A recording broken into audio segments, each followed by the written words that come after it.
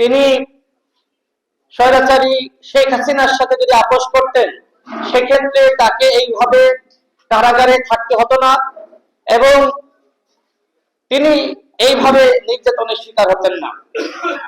তিনি ভারতীয় আধিপত্যবাদের বিরুদ্ধে সবসময় লড়াই করেছেন, ভারতের চোখে চোখ রেখে কথা বলেছেন। তিনি আন্দোলন সংগ্রামের প্রতীক, স্বাধীনতা সার্বভৌমত্বের প্রতীক। তিনি বাংলাদেশের মানুষের আস্থায় রয়েছেন, ভালোবাসায় রয়েছেন। বিএনপির সাথে জামাত ইসলামের রাজনৈতিক আদর্শিক মত পার্থক্য রয়েছে, তারপরে দেখেন জামাতের পক্ষ থেকে সেখানে যাওয়া হয়েছে। তার মানে গিয়েছি এবং আরো অনেকে গিয়েছে বিএনপির সাথে। মনে করি তিনি জনগণের নেত্রী।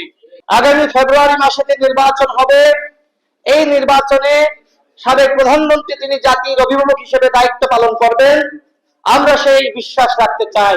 অন্যদিকে দেখেন এক্সট্রিম মশার কয়েল প্ল্যান্ট ফাইবার দিয়ে তৈরি, তাই সহজে ভাঙে না, সুগন্ধিযুক্ত ও নিরবিচ্ছিন্নভাবে জ্বলে। ডেঙ্গু, চিকুনগুনিয়া বাহি সহ যে কোনো মশার বিরুদ্ধে দেয় এক্সট্রিম সুরক্ষা।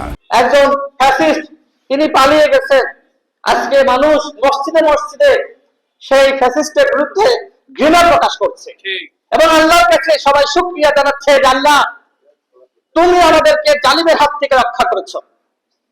সেই জালিম আজকে দিল্লিতে পলাতক, তার জন্য দোয়া করার, কথা বলার লোক খুঁজে পাওয়া যাচ্ছে না। হ্যাঁ, কে প্রধানমন্ত্রী বেগম খালেদা জিয়া তিনি যেমনি ভাবে তার স্বামীর স্বপ্ন পূরণে কাজ করেছেন, ঠিক একইভাবে বাবার স্বপ্ন পূরণে কাজ করবেন জনাব তারেক রহমান।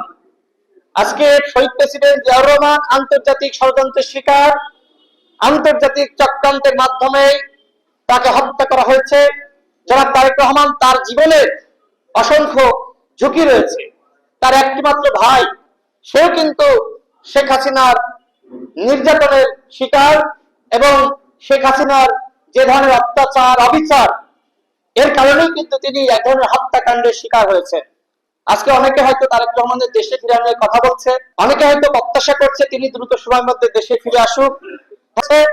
এখন যদি জনাব তারেক রহমানকে কোনোভাবে তার বিরুদ্ধে ষড়যন্ত্র সফল করা যায়, তাহলে এই বাংলাদেশে যে জাতীয়তাবাদের রাজনীতি, সেই রাজনীতি চিরতরে নির্মূল করা সম্ভবপর হবে।